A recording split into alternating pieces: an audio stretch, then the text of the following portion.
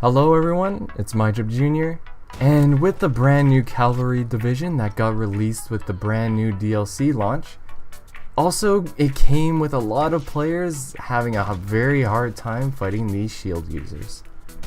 And with me initially being one of them that struggled, I do what I usually do and attempted to find if they had any weaknesses and how you can exploit them.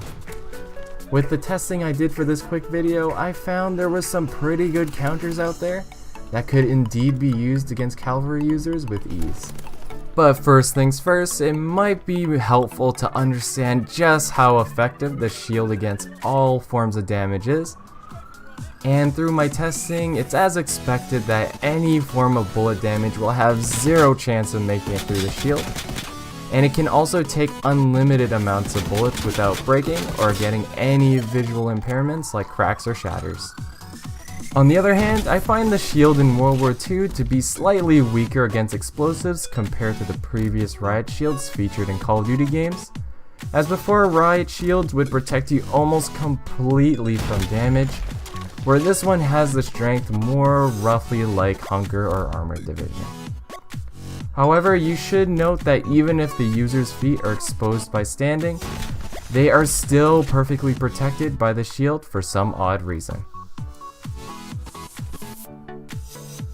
Pairing the shield with Hunker together will further reduce the explosive effects, but to not that much additional protection. But it is still useful to use it when you want to tank explosives from the sides or back. Nevertheless, since we covered the most basic features of the shield's protection, now we can move on to how to counter them.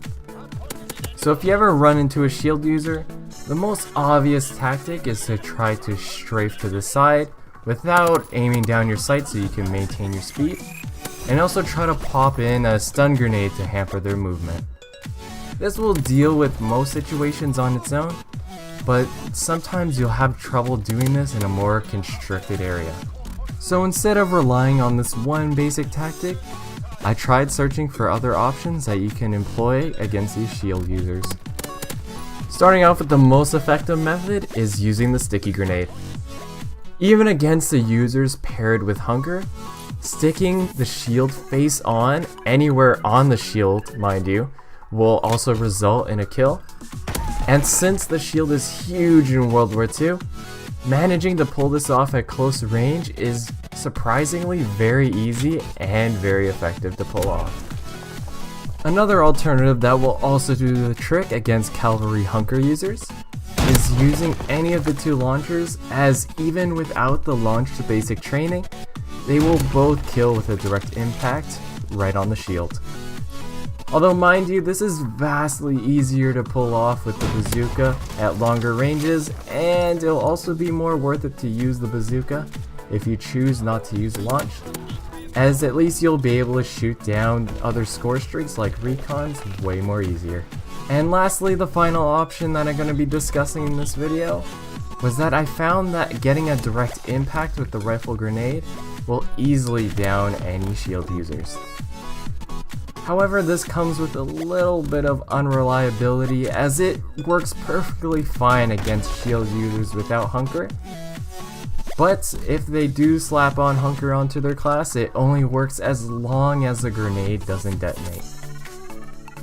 Luckily, if you watched my analysis on the rifle grenade, you'll have figured out that the priming range is rather large and really shouldn't be a problem as long as you're close ranged.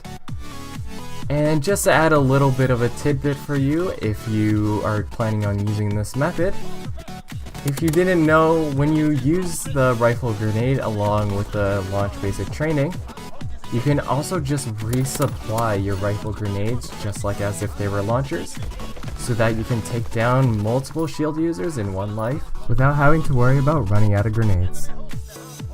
And that's pretty much all for this very quick video.